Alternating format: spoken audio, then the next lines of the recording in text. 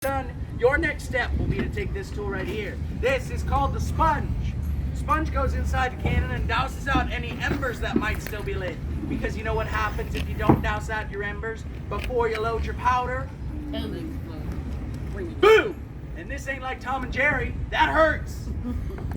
So, let's tamp this down.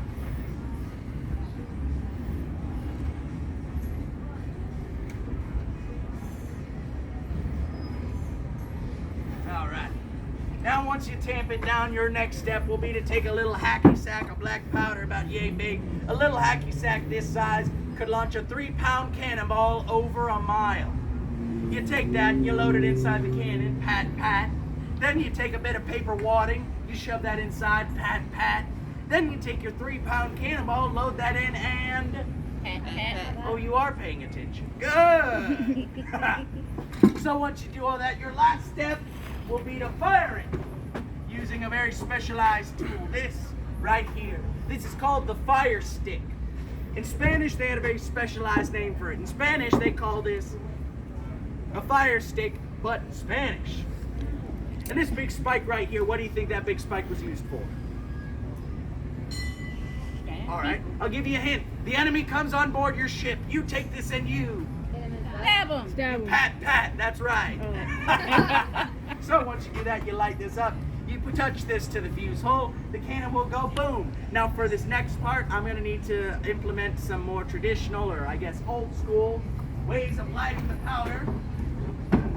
We're going to do this the old-fashioned way. And for this next part, I'm going to need your help. You see, every time we fire this cannon, we need to let everybody around here know that we're about to fire it. The reason why we do that is because we had a little accident with the cannon once. Yeah, somebody forgot to take the cork out the end of the cannon. And we always put a cork in the end of the cannon every night to make sure squirrels don't get in there. Because once we had an incident where a squirrel got in the cannon. But I can't tell you about that. I can only tell you about the cork. Now the cork launched out. Hit that building out there. That building is known as the Irish Store. Now this would not be the first time that the Spanish and the Irish have ever had a quarrel, but it may be the first time we've ever sent a cork over to County Cork.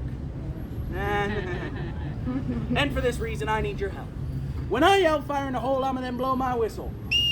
I need you all then to say fuego. Fuego. Fuego. The cannon's gonna go boom, and then I want us all to say huzzah. Huzzah.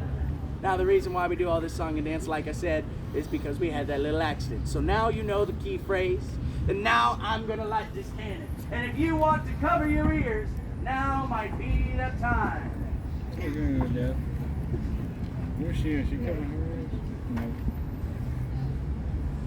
All right, you dirty, dirty pirates! I need you off of my lawn. We're gonna be building a fort here, and you are not invited. Ready? Fire in the hole! What do we all say? Huzzah. Huzzah! Yeah! I got that. Has anybody got a cigarette? Well, thank you, ladies and gentlemen, so much for joining me here today. I hope you guys had a good time. If you have any last-minute questions for Cooper, that's me, you're welcome to ask.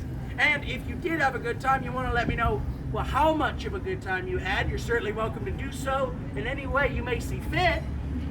But in the meantime, folks, enjoy